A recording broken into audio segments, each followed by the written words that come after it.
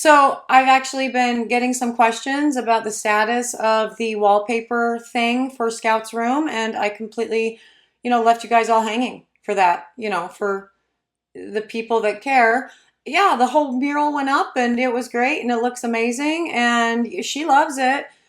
I'm afraid that she's only going to love it for a hot minute and then want to change it out though, because now I'm like, you're keeping that until you go to college and then maybe I'll take it down because it was kind of a mess to put up. But once I got in the groove of it, going down that whole 18-foot wall was great. It was awesome.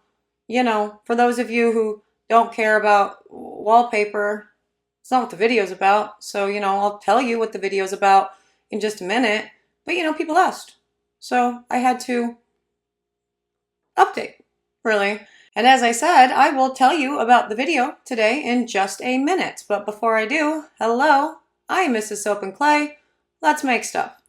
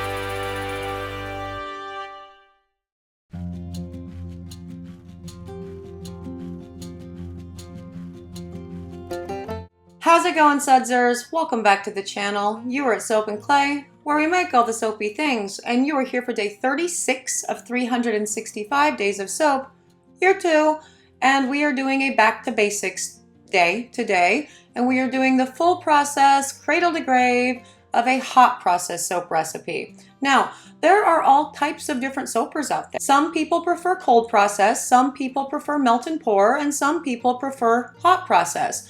There are also a lot of questions around hot process, like, so it's safe to use faster?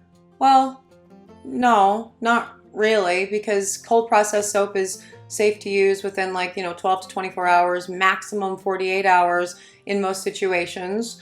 But the amount of time it needs to sit and sort of lose water weight, which is commonly known as cure, is about the same, really. So no, it's another one of those things in the soap making world that's not super well understood, and I see a lot of the same questions asked all of the time. So I guess we're going to answer some of those questions while I show you, again, a beginning to end hot process soap recipe, in the crock pot. So we're gonna go bust out the crock pot and, do it in the video.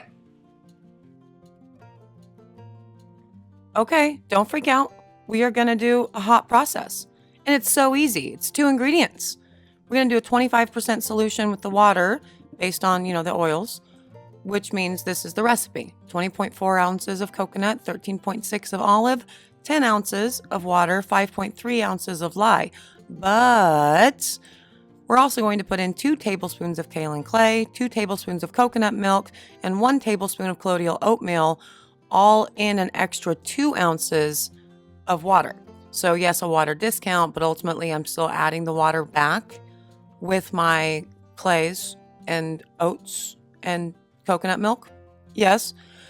Now, the reason that I reserved some of the water for this is so we can have a quasi-liquid stage at the end of this hot process recipe. Now, hot process is one of those things that's very, very debated, really. And I honestly just look at it as another way to make soap, and we all have different preferences. Some of us prefer cold process, others hot process, others melt and pour, and none of them are wrong. It all makes soap. So I see a lot of cold process soap makers either turning up their noses or being hesitant to actually try a hot process recipe. So here's an easy one. 2 ingredients. Very, very simple. No scent on this guy. This particular bar in this recipe is formulated to be a very gentle bar of soap. Very gentle, nice big bubble, not complicated. And so this is something that for when the soap and clay kidlets were young, for example, I would use this really when, they had to wash, just because it's very, very basic and simple and gentle and all the things. It's great. Now, I did measure out all of those oils and I have put them in the crock pot while I have prepared my lye solution. And while that lye solution is cooling down a little bit, I will go ahead and weigh out my waters and get ready to put the kaolin clay and the coconut milk and the colloidal oatmeal in. But I will do that right before I'm ready for it because I don't want to have to deal with having to mix everything up to get all of the clay off the bottom again. Right. So my oils are sitting at, I think that was like 150 degrees, and my lye is at 130 degrees here. And normally in soap making, right, you want to wait for your lye to cool down. Now, you can do that with hot process as well, but I don't. I don't. I'm impatient. I want the instant gratification. And so it's like, well, everything's hot. And that is not emulsified. So once you have your oils all fully melted down and your lye in your oils in the crock pot, I turned it up to high to melt everything down. And now I'm going to mix it to trace. So continue to blend out until we have hit trace. Or I don't know why I keep saying that I hate words like trace, and that's almost a stable emulsion. I would say that's actually a stable emulsion with that, but I don't know why I keep saying words like trace when I want to get people away from trace. Emulsion. You definitely want to mix it to emulsion.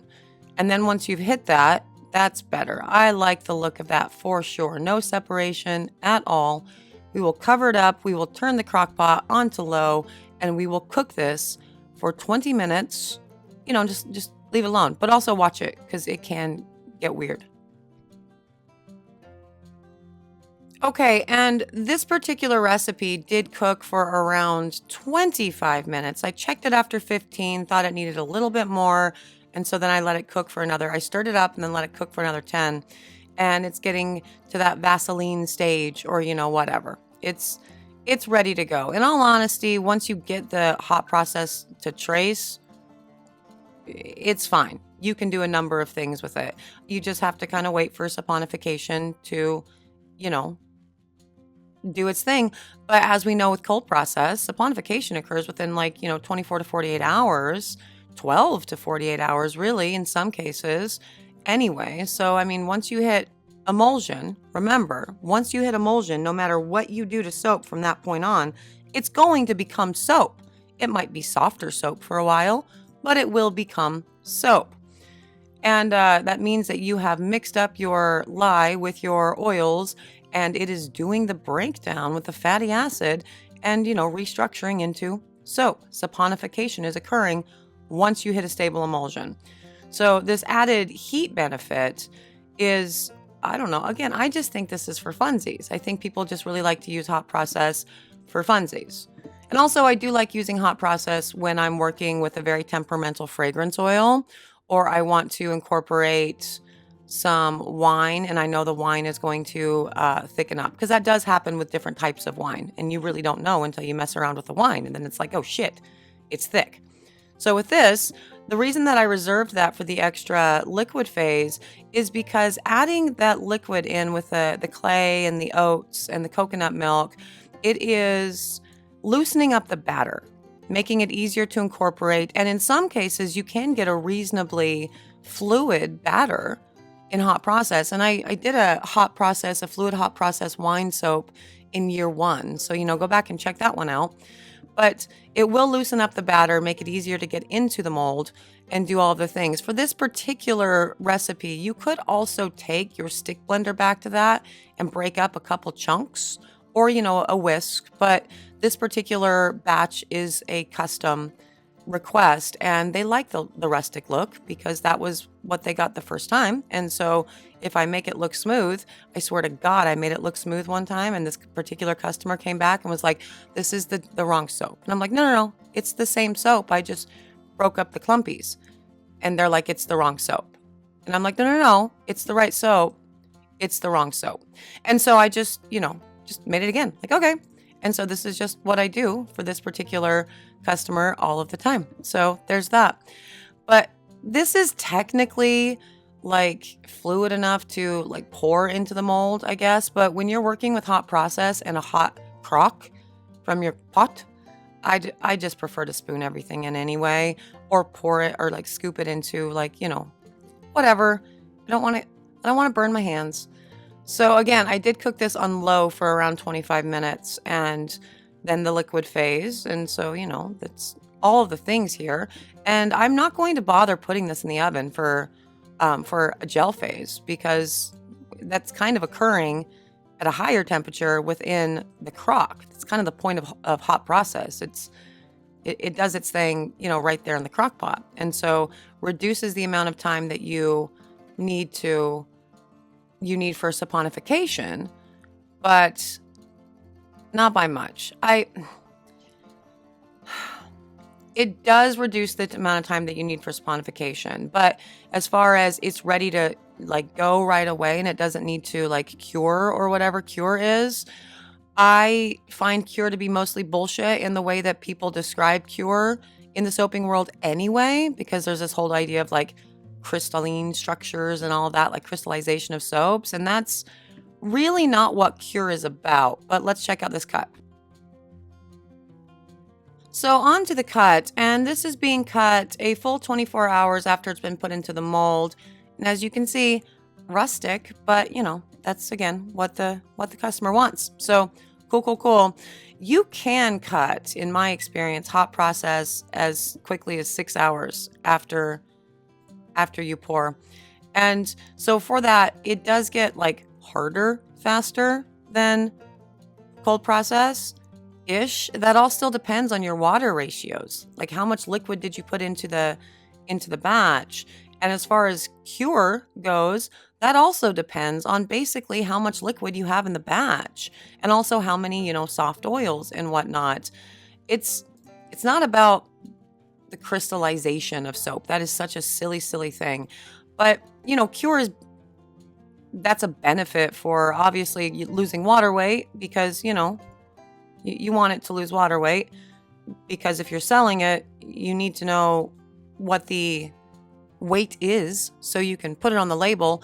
But also to that, a workaround is, you know, putting what will be like the lightest weight on the label, right? So if you cut these bars at 5.5 ounces and you know that it's going to lose, you know, 1/2 ounce of water weight because you've tested that, then you can put 5 ounces on your label and, you know, sell it earlier, I guess. I mean, whatever. You do you. You do you. I still like to cure. I manage, you know, things out, but I don't cure because of crystalline structure. Now, again, brand new bar of soap. It's only 24 hours old. Totally safe to use. It's also true with cold process. And it has such a big, beautiful, awesome lather here. So it's great. And it does tend to get harder a little bit faster. And, you know, that's awesome. But, you know, easy, basic hot process recipe. You can totally do this if you want to. Like, try hot process. Don't be afraid of hot process. But also don't think that it's superior or inferior to any other type of soap making, because it's not. And, you know, it's all soap. We're all making things. And that's day 36, a hot process recipe. And there it is, a very awesome, very basic, very cool hot process soap recipe. And, you know, just like within cold process, hot process soap makers do things a number of different ways. You know, they put in milks or powdered milks or beers or wines or, you know, cool fun additives or, you know, mashed potato stage and Vaseline stage and all the stages. And they do it all a little bit different. This is how I do it, and you know, it's cool. As far as hot process goes, I don't actually use it a whole lot within my line.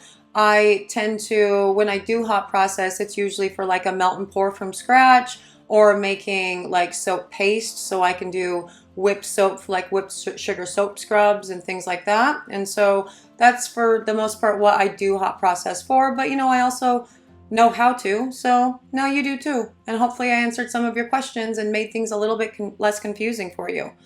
Although I tend to just confuse people more sometimes, and today feels like one of those days. But yes, if you are interested in any of my hot process soaps, you can't actually find any of them. I don't have any of them on the website, but there are a lot of cold process soaps at soapandclay.com for sure. If you're interested in seeing, you know, what else we dive into and, you know, explain and do and whatever, then subscribe. That would be cool. You know, click the button. That'd be fun. You can join us every day, be part of the Sudzer family. Yes, for those of you who are a part of the Sudzer family, thanks. You're amazing. I'm so glad to call you a Sudzer. That is excellent.